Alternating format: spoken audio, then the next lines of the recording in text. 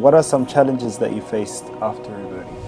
In a Western society, people have this view that Muslims are X, Y, and Z, but they don't know the truth. How did your family react? How did my family react to me reverting to Islam, being a Vietnamese Muslim? I didn't tell her for 3 months, and I left my robe on my bed. I come back in, she looks at it, what's this? And I'm like,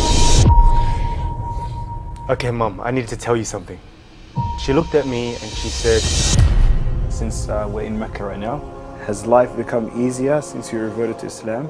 on my first time going to the mosque, I wanted to study every single religion that are out there, because there's so much, which one's the one? Everything had truth, but it didn't really tick that box until I found it. Oh bro, you're wearing dresses now? Oh bro, you're wearing this now? What will other people think? And then I actually left Islam for last. What was one thing that made you flick the switch? What made me turn my life from partying, smoking, being with my friends, to becoming, as much as I was getting this much monetary gains, I was getting this much women, I can't live like this. Alright, Assalamu alaikum Hakim. Walaikum salam. How are you doing? Alhamdulillah. Alhamdulillah, beautiful. Alhamdulillah. Can you take me through it by, I started from the beginning. What were some of the things that began your interest in Islam? From the beginning. From the beginning. So from the beginning, when I was a little kid, I always had this inclination towards something. I didn't know what it was, but I knew after death, there can't be just blackness. It can't be just nothing. So as a kid, I feel like everyone had this curiosity, right? And as you grow up, you think, who made us? How were we made? What is out there in the world? What is out there in space? Is there a God? How are humans made? So I had this natural curiosity, and then, so back then that was fitrah, right? Yes. And that fitrah was that inclination towards Allah. So as I grew up, external society started coming in, right? They started talking, maybe your parents. My parents was Buddhist, growing up in the West as well, and you had your friends, you had your teachers. So all this external society kind of made me go away from that a bit, right? Were they practicing Buddhists, your parents? They went to temples, but not as much, right? Okay. They were more agnostic. Okay. Growing up as a teen, as a primary school kid, I always prayed, and every time something went wrong, I would always, for some reason, last resort, I would actually put my hands out and actually ask someone out there. Something out there. And that was just pure natural instincts, right? So it's crazy that, that right there, and me realizing it now, that was Allah speaking to me. But I just didn't have the knowledge of it. So when did you first make contact with the idea of Islam? Yeah, that's a very good question. When I finished high school, I wanted to be the best version of myself. And how do you do that? By increasing your knowledge. I knew that religion had a lot of knowledge.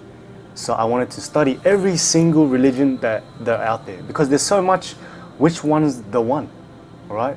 I studied Christianity, I studied my roots, Buddhism, I studied Judaism, and then I actually left Islam for last, because I was like, yeah, most people do. The propaganda around it and the stigma and the perspective around it has this type of perspective towards it. And I learned about Christianity, did all my research. Everything had truth, but it didn't really tick that box until I found Islam. Islam, for me, had evidence, had receipts. Everything just felt right. When I asked a question, they had a response. When I asked something that was offensive, they were calm and they were like, yes, I'll show you. So it was more of a open hands. They allowed me to feel invited rather than come, or you're gonna go to the hellfire. Come, or you're gonna go to hell, as Christians would tell me. Yeah. Or Buddhism would tell me, you have to detach yourself from the whole world and not eat meat, and you know what I mean? Islam was practical and it was logical for me. So I did a ton of study. I watched YouTube, I read books about it. My friend actually gave me the Quran. For me, I'm a person where when I put my foot in something, I put 2 feet in. So I wanted to, when I found out that there's something here and I don't know what it is, but I can just feel it. So I'm a barber, and I would meet people from all walks of life, including Muslims. Every time I would meet Muslims, we would talk about God, because I'm a very deep thinker and I'm a very open person. So when people tell me their beliefs, I like to listen with an open slate. And when this Muslim brother told me about Islam, I was very, very intrigued. The next time he came, he gave me a Quran. MashaAllah. And I was like, wow. MashaAllah. So for the next 2 to 3 months, I read it. And the second chapter of the Quran, Surah Baqarah, I read this one verse and it said, those who disbelieve, we have covered their heart, sealed their eyes, and put a veil on themselves. And that made me realize that society has put a veil and a seal around your eyes to see the truth. And at that moment, I saw the truth. From then on, I talked to the brother, scheduled a time with Sheikh Badon, went into the mosque for my first time ever. He said to me, look around the mosque. There's angels looking at us right now. And that's what it was that gave me that intrinsic feeling that I couldn't describe to you right now as I speak, because it's an internal thing that you can't elaborate. I didn't even say anything because I was speechless. Talked to Sheikh for 20 minutes, I look at the clock, it's actually been 2 hours that we spoke. Can you believe that? And by the end of it, he said, do you believe that there's one God? I said, yes. Do you believe that that one God sent messengers? I said, yes. Then you're a Muslim. I said, then let's do it. So at that exact moment, on my first time going to the mosque, I reverted that night, the 13th of March 2023, 10 days before my first Ramadan. How did your family react? Specifically, mum. So I reverted. I didn't tell her for 3 weeks. And on the last week of Ramadan, I was going to go to Tarawih prayer. Went, took a shower, and I left my robe on my bed. And I come back in, she looks at it, what's this? And I'm like, okay, mum, I need to tell you something. Wow. I'm coming out the closet. Coming out the shower. And I told her, mum, you know that I've been studying Buddhism, you know that I've been studying our faith, you know I've been doing all this research. She's seen my book. I told her, mum, I'm Muslim now. I reverted 3 weeks ago. And I told her about it, I went to deep about it. I said it with a calm voice. And she looked at me and she said, I trust you. In my heart, I said, Alhamdulillah, because I was so grateful. I had a beautiful mother that was understanding, that was trustful. My family is just my mum, me, and my little brother. As the oldest man in the house, I felt like I had a duty. I had a duty to fulfill in my family, to provide for my little brother and provide stability for my family. And her realizing that I've made this decision is not just because of hocus pocus. It's because there was a true depth intent towards it and a true human purpose. Yeah. And that's how my mom reacted. Beautiful, that's very beautiful. Alhamdulillah. How was your first Ramadan? My first Ramadan, if it's worth doing, it's worth doing right. Like I said, when I go 1 foot in, I gotta put both in, right? I want to do it properly. So I fasted. It was so tough. But even though you're not eating and you don't have energy, you had a spiritual energy. And that spiritual energy lifted me throughout the whole Ramadan. And during then, it allowed me to see myself for who I am, because the shayateen is the one that's locked up. Shayateen is Satan, the devil. He's locked up during the month of Ramadan. So that means that whatever sin you do, whatever thoughts in your head, whatever negative thoughts I had during then, was not from the devil. It was from me, my inner self. I had voids that I needed to fill, and Islam was the one that filled it from my heart. Oh, that's amazing. I was just thinking about how just after reverting, you got 30 days of practice Yes. without shaitan Yes. interfering. So that's Yes. beautiful, Yes. inshallah. Yes. I'm going to finish off with some questions that some of the boys are asking, inshallah. These are the boys asking. Okay, let's Right? do it. Yeah, Let's the do boys it. trip. What are some challenges that you faced after reverting? The first one would come straight to mind would be, what will other people think?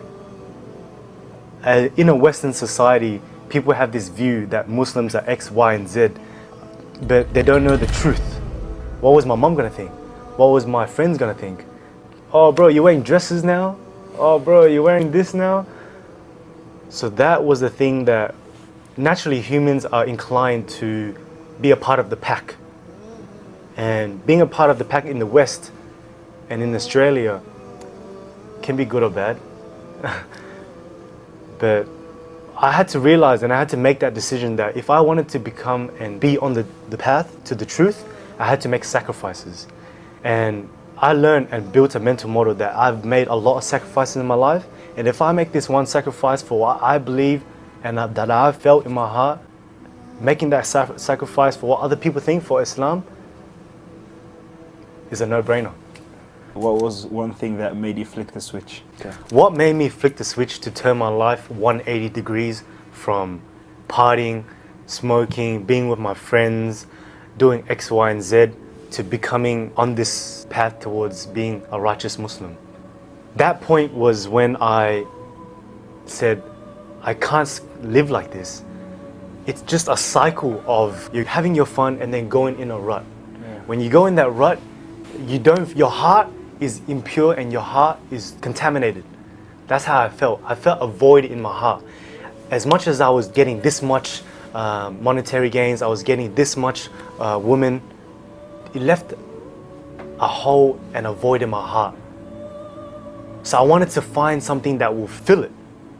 And I looked at doing self-improvement, I looked at doing gym, got my body up, still felt it. Got my mental up with the self-help books, still felt that emptiness inside. So when I found that truth, that's when it flicked. This is it, and that's when I'm gonna go 2 foot in and do it as best as I can. Beautiful. Alhamdulillah. Last question. Has life become easier since you reverted to Islam? And has it brought peace and calm to your life? Of course, life as a Muslim is very easy. But it's also, the duality of it is that it's also hard in its way where we're grateful for it. We are grateful for the hard, but it becomes easier for us because Allah makes it easy for us. And the benefits is whatever situation you're in, whatever circumstance, negative, positive, it is meant and written for you. It is a script that your life has been already written. And you are playing out that script. So that can either be reassuring for you, or you can either be scared of that. One, if I die like this, I'm going to hell. After I became Muslim, my family relationship got better. My relationship with my mum has never been better. My relationship towards my brother, my business grew. Within a short period of time, in 6 months, to 1 million followers in the matter of 6 months. And alhamdulillah. Inshallah, all to be used for the right reasons. Alhamdulillah, it's amazing. And all right, so one more question, inshallah, since we're in Mecca right now. Alhamdulillah, we've done our Umrah. We've been in Medina for quite a while. Alhamdulillah, spent some time there. How do you feel being here for the first time? Arriving from Melbourne to Saudi Arabia and in Mecca, instantly when I came into the masjid, I felt it. You can't not feel it. You come in and you already feel the vibrations. You feel the aura in the air. And to complete my first ever Umrah as a revert Vietnamese Muslim is, honestly, I thank Allah every day to put me on this path towards Islam. And completing Umrah was a thing that I just know it's going to be a thing that is going to be great for me when I come back, because I'm going to apply what I've learned and what I've connected with Allah, and I'm going to do my best and make the intention to maintain that consistently wherever I am, Melbourne, traveling, anywhere.